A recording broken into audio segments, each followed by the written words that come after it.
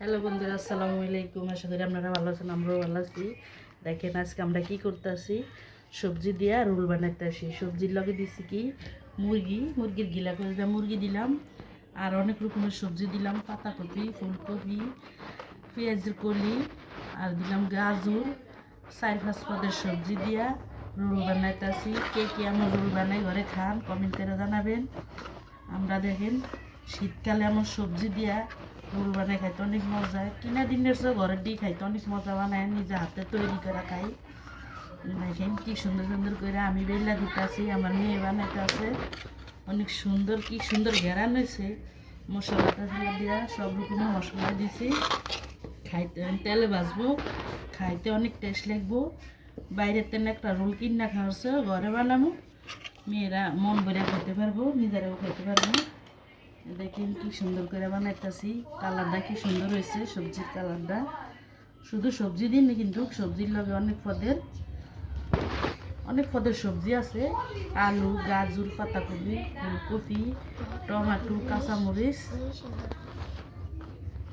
দেখেন কি সুন্দর করে অনেকটি বানানো হয়েছে, আর অল্প কিছু আছে বানানো হয়ে যাব।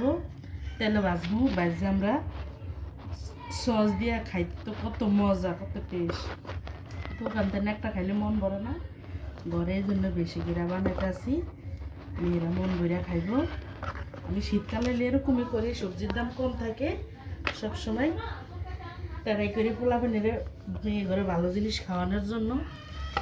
পাতাকপির রোল, পাতাকপির পাতরা বানাই খাওয়া কয়েকদিন আগে পাতাকপি দিয়ে পাতরা বানাই খাওয়াইলাম।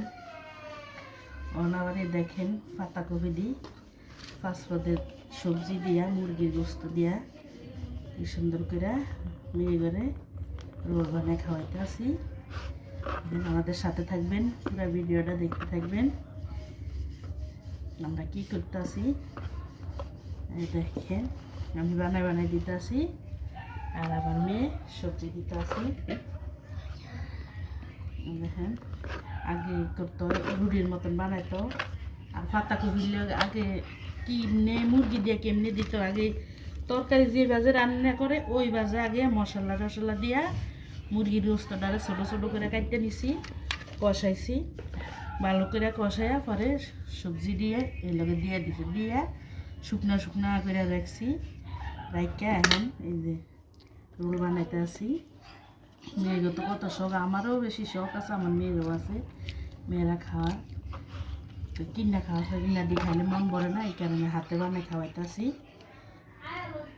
দেখেন আমি রুটি বানাই দিতেছি। রুটি আগে রুটির মতন বানাইতে হোক, আই দইরা রুটি যেমনি বানাইব অমনি বানাইতে হয়, বানাইয়া পরে দিই ভিতরে ভিতরে দিয়া সুন্দর করে বানিয়ে নিতে হয়।